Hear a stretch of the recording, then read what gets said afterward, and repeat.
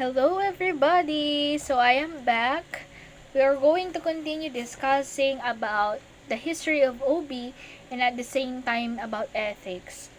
So why do we have to discuss the history? Because just like any other disciplines, especially management, OB is not an instant invention of man. So ibig sabihin nun, it has evolved, it has undergone a lot of developments in marami siyang pinagdaanan to where it is now as OB. Okay. History tells us that behind every accomplishment of man is some sort of organization. 1,000 years ago, the pyramids of Egypt and temples in Central and South America were built by workers recruited from among the populace. Whether or not there were attempts to make these types of workers perform better can be the subject of inquiry. Okay. What we see in the movies is which is the whip, which, as we understand, was designed to make the workers do their assigned tasks.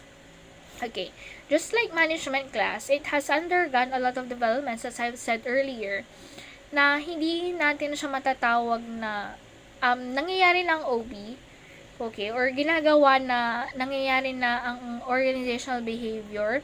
But then, hindi natin alam na organizational behavior palang tawag doon. Example is yung sa ating mga pyramids of Egypt, ay Egyptian pyramids or pyramids of Egypt and the Great Wall of China. Okay, ang tagal na nun, no? But how did they build that? Okay, paano nila na-motivate yung mga taong yun para mag-work for them? Okay, how did they make sure that the quality of work of the people is good? So, ibig sabihin, there is an underlying question. Kasi ibig sabihin, na-apply na nila OB without even knowing. Okay? So, it is modern history, however, that provides us with records of how concerned scientists and experts made studies which have direct or indirect bearing to OB now. Okay, so there are two origins of OB, okay, na pwede nating ma-trace. The first one is the human relations approach, which we have two, okay, the scientific management approach by Frederick Winslow Taylor. The other one is human relations approach by Eldon Mayo and others. Okay, the second one class, aside from human relations approach, is the personality theories. Okay. Number one in personality theories is Freud's model. The second is the behaviorist approach by Watson and B.F. Skinner. And the third one is humanist approach by Carl Rogers, Fritz Perls, and Abraham Maslow, which you are most familiar of. Okay. Let us start with the first one, which is human relations approach. Okay, so the first study in human relations approach is the scientific management approach by Frederick Winslow Taylor. If you can remember, if you can recall, this was discussed during our Management 101. So, kung gusto yung balikan, please go over your notes, ganyan. And I have also discussed this for the first years, kaya pwede yung balikan. But we have the same discussion here. So, this theory emphasizes efficiency. So, ano ulit yung pagkakaiba ng effectiveness at efficiency? Ayan, paki-comment sa baba. Okay. So, ang makakapag-comment nung best na definition or best difference ng dalawa, if you can remember my discussion, will get additional 3 points in quiz number 2 or 3? Quiz number 2. Okay. Yay. So, please comment below your answers. I will check them. Okay. So, this theory emphasizes efficiency. It uses scientific method to increase individual workers' productivity. So, ano bang nangyari sa scientific management approach? As you can remember, all of the tasks are being measured and they should identify the best way to do the job. Okay, that is the summary of scientific management by Taylor. Okay, so Taylor used scientific analysis and experiment to increase worker output. He did it by regarding individuals as equivalents of machine parts and assigned them specific repetitive tasks. Because in scientific management, if I can remember it right, nagkaroon na ng parang job specialization or division of labor. Okay. So another one is all about the human relations approach by Elton Mayo and the others. Okay. So Mayo with his colleagues together conducted a study which determines the periods of rest and effects of hours of work on productivity and fatigue of workers. If you can remember ulit, in Management 101 is the study of fatigue. Okay, which is better, anong kulay ng light, what is the temperature that will suit best the employees, ganyan. It was then concluded the environment have a certain impact on efficiency. Social environment was proved to have a greater impact rather than physical environment on the productivity of people in an organization. Okay. The next one, class, is the personality theories. Number 1 is about Sigmund Freud's model. Okay. I think this one is really psychology because Sigmund Freud is one of the famous psychologists. He brought the idea that people are motivated by more than conscious logical reasoning. It's all in the mind, sabi nga niya. It's all in the subconscious mind. Okay. So, he believed that irrational motives make up the hidden subconscious mind, which determines the major part of people's behavior. By the way, this one that I am actually reading is actually sent to you. Okay. Next one is actually the behaviorist approach by Watson and Skinner. So, J.B. Watson, through an approach called behaviorism, formulated on learned behavior. So, learned behavior is something that a person can acquire through experience. For instance, praising your employee through reward or simple compliment will make him or her repeat the behavior again. Okay, for example, if sa class pa lang, ganyan, if I am acknowledging your effort, ganyan, syempre, mas mamomotivate kayo and you will do it again. So, that is learned behavior. So, this theory indicates that the person can be trained to behave according to the wish of the trainer because of the rewards and the punishments. Okay. The second one is B.F. Skinner. He extended Watson's theory with his own theory of behavior modification. So Skinner concluded that when people receive a positive stimulus like money or praise for what they have done, they will tend to repeat their behavior. When they are ignored and receive no response to the action, they will not be inclined to repeat it. Okay, so kaya sila magkasama because their theory is just interrelated. So, behavior modification is defined as the change of behavioral patterns of a person through positive or negative comments or feedbacks of his work. Okay. The next one, class, is all about your humanist approach by Carl Rogers, Fritz Perls, and Abraham Maslow. So, the humanist approach have different proponents. So, number 1 na dyan is si Carl Rogers. So, Rogers focused on the person as individual, and as a result, he believed that people must have his or her set of values instead of being committed and a dedicated goal. So, at the same time, he focused on the person as an individual instead of adhering to a rigid methodology. He believes that people should acquire their own values and attitudes rather than to be committed to a fixed set of prescribed goals. So, He emphasized that people, meron silang mga sariling goals at hindi sila pwedeng limitahan sa goals na pinaprescribe ng organization. Yun. Okay. The second one is Fritz Perls, which who introduced Gestalt psychology. Okay. What is Gestalt psychology? It is wherein the person is seen as being plagued by numerous split or conflicting desires and needs which dissipate energy, interfere with the person's ability to achieve his potential. The object of Gestalt psychology is to integrate conflicting needs into organized whole in which all parts of a person work together towards growth and development. Okay.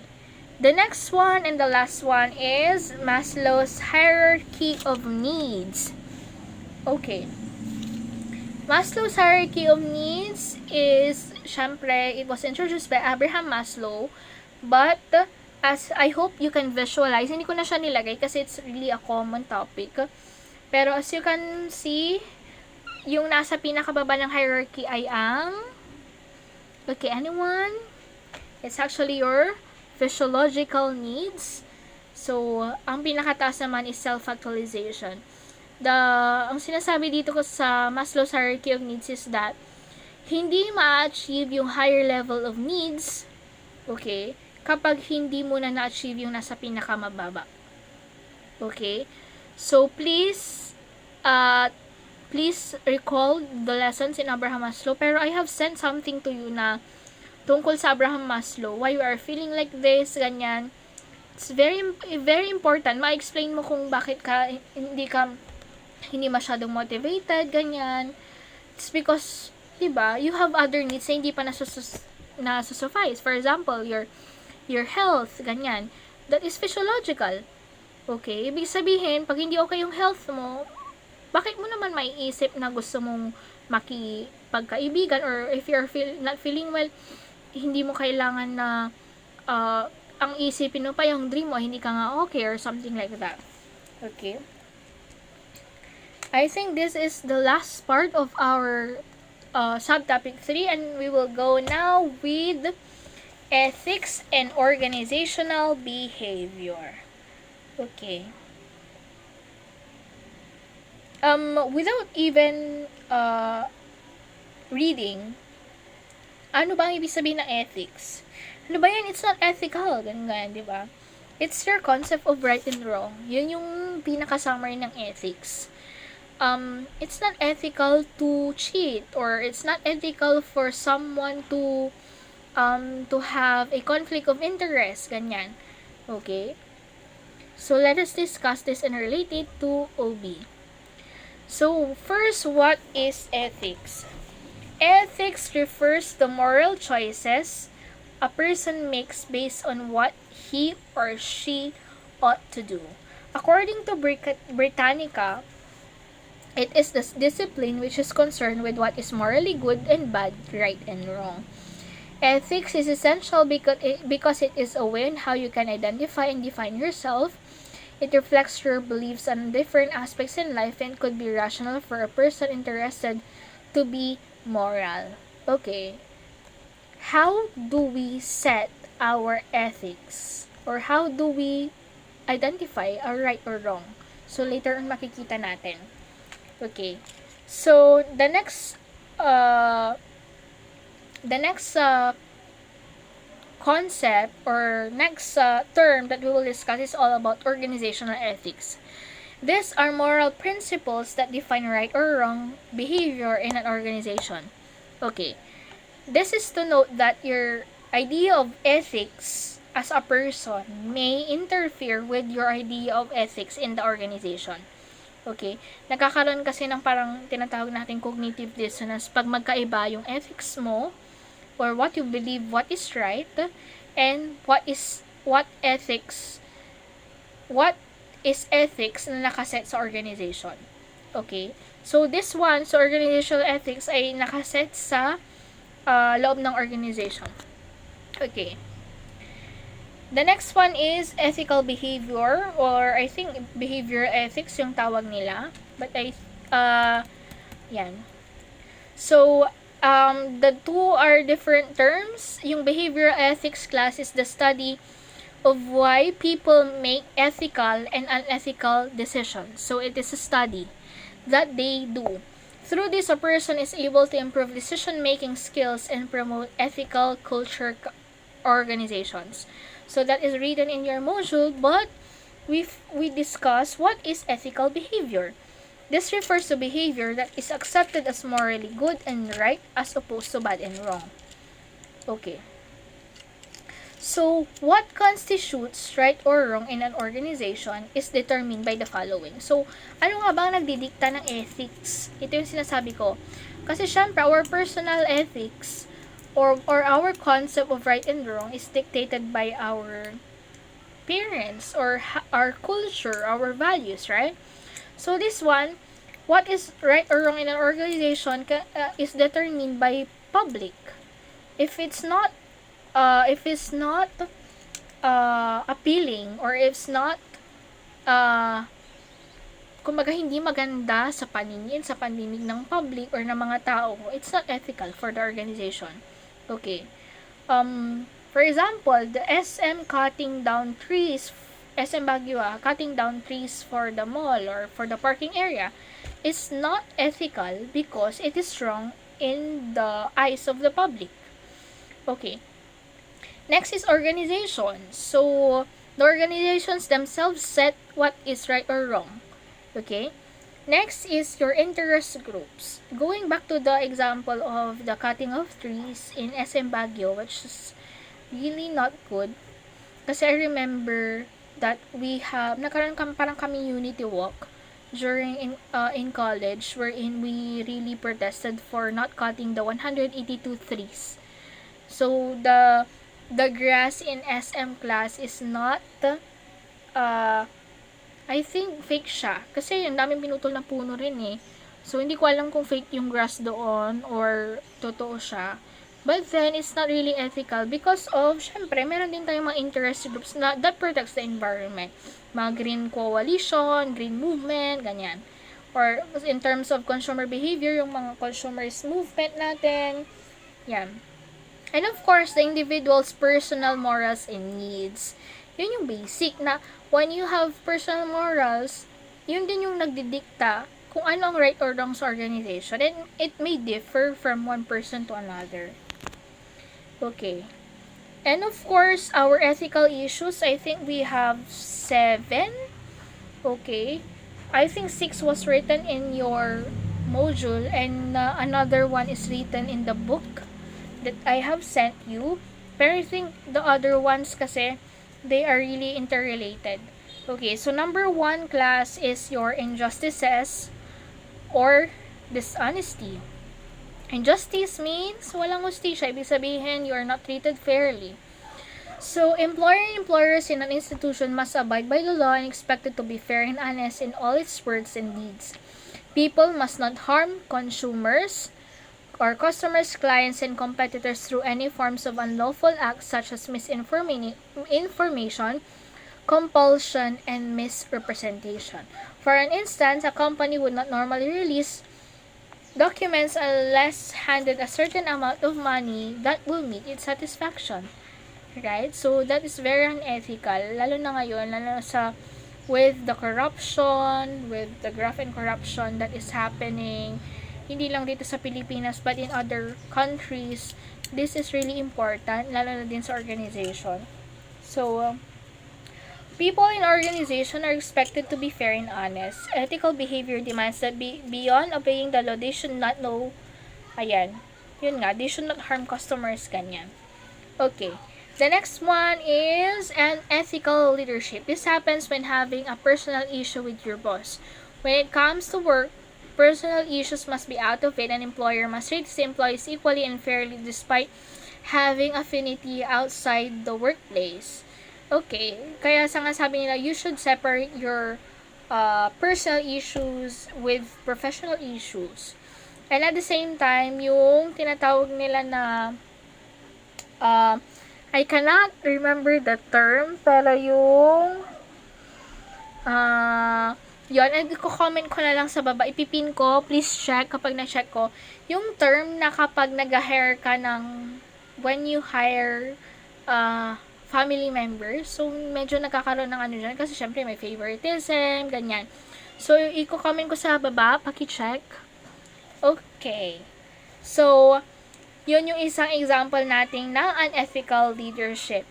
Okay, number 3 is unrealistic and conflicting goals. Okay, if you can remember, our objectives, our goals should be SMART.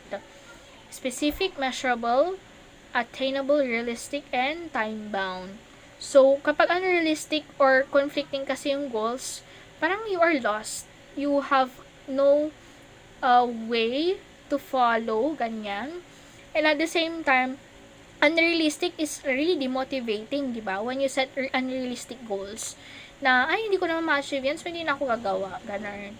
Okay. The next one is harassment and discrimination in the workplace, which is really prevalent in today's issues talaga, na every workplace must be cognizant of the anti-discrimination laws and regulations that exist in order to give proper and just treatment to the employees. Not being aware of this thing will probably damage the company both financially and reputationally.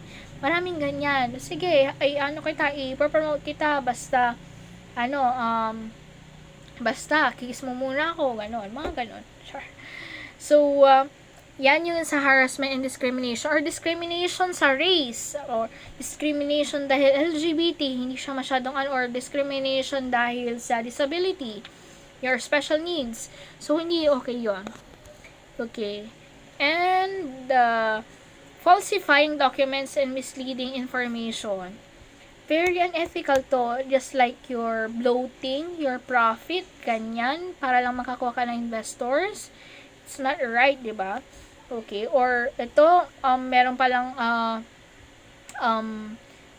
ay pati rin yung sa mga hindi mo pag-declare ng SALN mo, ganyan. It's really a misleading information na especially for government officials na nagsaserve, 'di ba? Hindi kasi parang showing your SALN will let people know na you are not corrupting their money or the taxes that people pay.